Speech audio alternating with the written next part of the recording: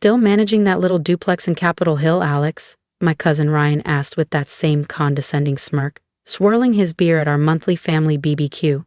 Must be thrilling, fixing leaks and chasing rent checks.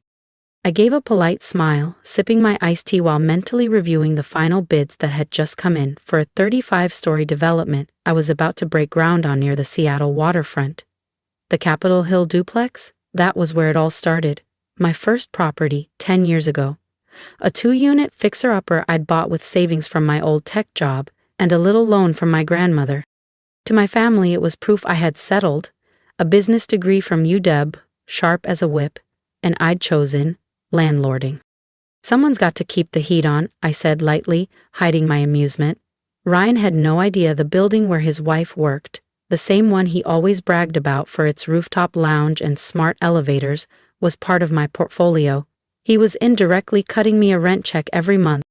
You ever think about doing something bigger? My Aunt Linda chimed in. My friend's daughter just got hired at Microsoft. She says they're looking for analysts. Could be a nice change of pace for you. I had to bite the inside of my cheek to keep from laughing. Just last week, Microsoft's real estate team had reached out to me, hoping to partner on a new mixed-use campus in Bellevue. They didn't know that Chen Urban Group's founder and CEO was the same woman they'd brushed off 10 years ago at a startup networking event. I'm pretty comfortable where I am, I replied. Same as I always did whenever they tried to rescue me from my supposedly small life. My father shook his head with a familiar mix of concern and disappointment. You had so much potential, Alex. You could have been in New York, LA, running a major firm by now, and instead, you're chasing tenants around? If only he knew. That first duplex had grown into a $900 million real estate empire. Commercial towers, LEED-certified campuses, waterfront condos, all under my direction. And yet, no one here suspected a thing. How's the new office working out? I asked Ryan casually, knowing full well he was enjoying his overpriced corner suite. Best views in the city, he grinned, though rent's insane. Some firm called Chen Urban owns it, probably some faceless group of corporate execs. I smiled into my drink. Chen Urban was anything but faceless. I'd named it after my grandmother Lian, the only one who believed in me when no one else did. The seed money for my first building? Hers. Did you hear about that massive project going up downtown? Linda asked excitedly. It's going to change everything. I nodded, already picturing the blueprints in my head. Yeah, we break ground next month. I heard about that, I replied casually, swirling the ice in my glass. I actually spent the morning reviewing the final architectural plans. The $200 million waterfront development was my biggest project yet, but to my family, I was still just managing tenants in a Capitol Hill duplex. My phone buzzed, a message from Lena, my project manager. City Council approved the permits, we're greenlit for construction next week. Probably another call about a clogged sink, Ryan joked, glancing at my phone with a grin. The glamorous life of a building manager. I smiled, excused myself, and stepped into my parents' garden. The hydrangeas were blooming again. Through the open window, I could still hear their voices floating from the patio table. Poor Alex, my mom sighed. She could have been something special if she'd just taken that offer from JP Morgan back then. Well, at least she's doing honest work, my dad added, even if she never aimed high. Her cousin Julie just got promoted to VP at her firm. I smirked, remembering last month's meeting with Julie's firm. They'd been pitching hard to handle Chen Urban Group's West Coast expansion. They never realized they were selling themselves to the cousin they whispered about behind her back. Back inside, the conversation had shifted to Seattle's housing market, a family favorite. The old Astoria Hotel sold for $50 million, Ryan announced, sounding impressed. All cash buyer, no contingencies, probably some investor from LA. I nodded, keeping my expression neutral. I'd signed that deal yesterday. The Astoria would become the flagship property of my boutique hotel line once renovations wrapped. Must be nice, Linda said wistfully. That kind of money. Meanwhile, Alex is still collecting quarters from laundry rooms. If only she knew about the offshore accounts, the holding companies, the hundreds of millions in assets registered under LLCs and trusts. All quietly controlled from the corner office no one in my family knew existed. After dinner, I drove home, to the penthouse of my Belltown high-rise. Floor-to-ceiling windows offered panoramic views of the city skyline, dotted with buildings I owned, hotels, tech campuses, whole blocks of future development. On my desk were acquisition proposals. A law firm seeking 10,000 square feet downtown. A restaurant group wanting anchor space in one of my mixed-use properties. A startup needing an entire floor in my South Lake Union tower. My phone buzzed again, a message from my lead broker. Riverside project owners ready to sell, asking $125 MA. Make the offer, I replied. Then I walked to the glass, watching as Seattle lit up. A city I quietly owned, one block at a time. The Riverside property would connect several of my existing developments, creating a seamless corridor of Chen Urban Group holdings along the most coveted stretch of Seattle's waterfront. 10 years ago, when I bought that rundown duplex in Capitol Hill, my family was embarrassed. Their brilliant daughter, finance degree, perfect GPA, multiple offers from top firms, had chosen to become a landlord. Not an executive, not a partner, just a woman fixing sinks and chasing tenants. They tried everything to talk me out of it, but I saw what they didn't. That first building sat on a street that was about to explode in value. I leveraged it to buy another, then 3 more, then entire blocks. Each purchase calculated, each renovation strategic. I built my empire in layers. LLCs, holding groups, legal smokescreens. To the outside world, Chen Urban Group was just another faceless corporation. To my family, I was still the one with the duplex. The next morning, I arrived early at my true office, the top floor of a sleek tower downtown, not the modest space I kept as a decoy. A fresh copy of the Wall Street Journal waited on my desk. The headline stopped me cold.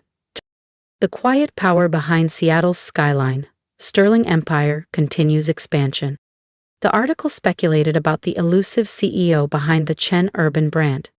Sources say the executive is a young business graduate who has become one of the most influential figures in regional real estate, though their identity remains unknown. I smiled, remembering Ryan's joke about leaky faucets and Amanda's digs about quarters in laundry machines. If only they knew. The intercom buzzed, my real assistant this time, not the friendly manager I kept at the Capitol Hill property for appearances. Ms. Chen, the investment committee is ready in Conference A. Also, the architects for Riverside are waiting in the briefing room. I stood, smoothing my navy blazer, checking the guest list to make sure no family names had slipped in by accident. Then the moment came, earlier than expected. Ms. Chen, my assistant's voice returned, cautious now. There's a Peter Wilson here from Maxwell and Partners. Says he's here for the lease negotiation. My stomach dropped. Peter Wilson. My brother. It was supposed to be his firm's managing partner, not Peter. Not today. Should I send him in? I had seconds to decide. I could vanish into my private office, let legal handle it, but deep down I knew this day was always coming. Maybe it was time. Send him in, I said. The door opened and Peter walked in, eyes glued to his phone skimming notes. I'm here to meet with Alex Sterling about our lease renewal. Our managing partner had a scheduling conflict, so I'll be handling. He looked up and froze. We stared at each other in stunned silence. My brother, flawless in his tailored navy suit. Me, the sibling he once pitied for managing a duplex, now seated at the head of a glass conference table, surrounded by multi-million-dollar architectural blueprints. Alex, his voice cracked. Why are you? Hello, Peto, I said evenly. Please, have a seat. Let's discuss your firm's lease terms. He didn't move. You work for Chen Urban? Not quite, I said, gesturing to the nameplate on my desk. I am Chen Urban. He dropped into the chair across from me, visibly pale. That's not possible. Chen Urban they own half the city.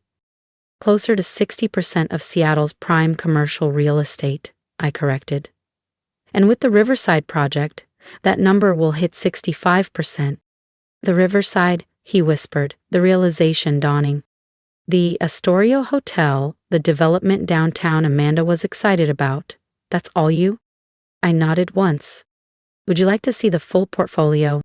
For the next hour, I walked him through the numbers, the growth strategy, the acquisitions, a decade's worth of empire building, all done quietly, while the family thought I was managing one small property.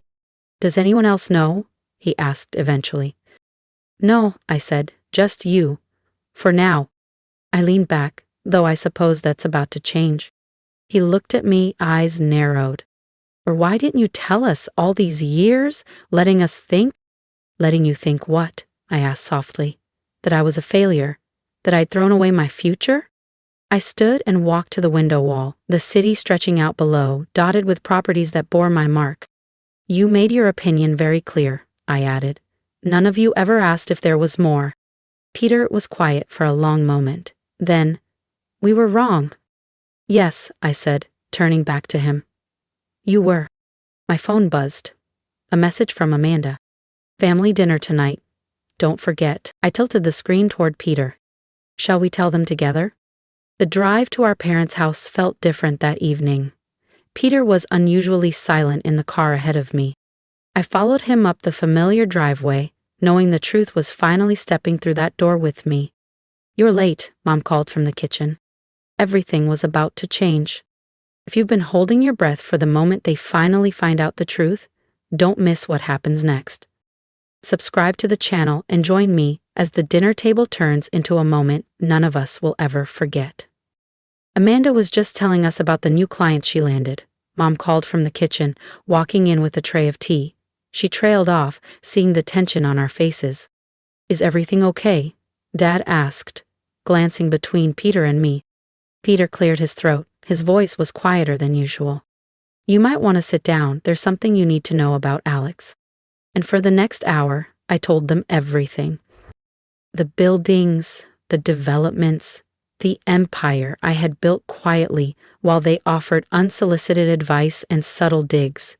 I showed them articles about Chun Urban Group, architectural renderings of projects they'd admired from afar, financial statements that made them sit back in stunned silence.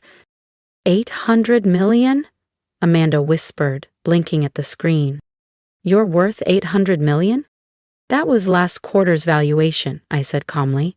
The Riverside project should push it north of $1 billion. But... Mom looked genuinely lost. You drive a Toyota? It's a good car, I shrugged. Reliable, just like that duplex you all used to laugh about. Dad still hadn't spoken. He sat in his favorite chair, staring like I was someone he'd never met. All those family dinners, he said at last. All those times we tried to help you get back on track, and you just let us. Let you show me who you really were, I finished for him. Every smirk, every helpful suggestion, every time you called me a landlord like it was a slur. Amanda's voice cut the silence, sharper now. That's not fair. It was cruel what you did, letting us embarrass ourselves. I turned to her. Cruel?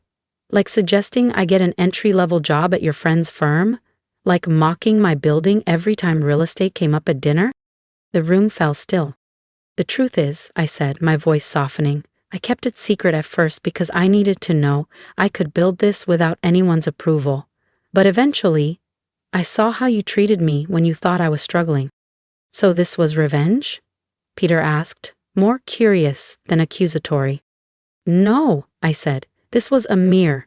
I just let you see yourselves. Mom wiped her eyes. Dad looked like he'd aged 10 years. Amanda was staring at her phone, no doubt realizing how many times she'd inadvertently insulted one of the city's largest developers. The Riverside project, she said suddenly. My firm wanted to bid for the legal work. Already assigned, I replied evenly, to a firm that never mocked its client. Peter shifted in his seat, quietly remembering he still had a lease negotiation on my desk. About the office space, Peter said awkwardly. Your lease terms will remain fair, I assured him. I don't mix business with family, though apparently I'm the only one who feels that way. The next few weeks were tense. My family wrestled with the whiplash, trying to reconcile the Alex the struggling landlord narrative they clung to for a decade with the reality of who I truly was. Their emotions swung wildly, pride and guilt, apology and resentment, often in the same conversation. Meanwhile, the Seattle business press had a field day. "Mystery Developer Unmasked," read one headline. "Chen Urban CEO was hidden in plain sight," declared another. Photos of me at industry events, once overlooked, were suddenly plastered everywhere, circled and captioned like I was a ghost who had just materialized. My phone exploded with messages. Cousins I hadn't heard from in years. Distant aunts. Former classmates. Everyone wanted a meeting, an investment, a quick lunch to catch up. I ignored them all. I focused on what I do best, building. The Riverside development broke ground on schedule. The Astoria Hotel was halfway through renovation. I negotiated 3 more major land deals. My company was thriving, not because of the attention, but in spite of it. 6 months later, I hosted my first family dinner at my penthouse. The one they never knew existed. They walked in slowly, taking in the sweeping views of the sound, the curated art, the soft hum of a perfectly tuned living space. For the first time, they saw me not through the lens of who they assumed I was, but for who I had become. "I have an announcement," I said as we gathered at the table. "Chen Urban is going public next month." A pause. "We're expecting an IPO valuation of around $2 billion. Silence. "You could have told us sooner," Mom said gently. "We're your family." "Are you?" I asked. "For 8 years, you showed me exactly what kind of family you chose to be." They said nothing. "You didn't want me to succeed," I continued. "You wanted me to succeed your way, on your terms. You never asked what I wanted, or what I saw." Amanda looked down. "And now? What happens now?"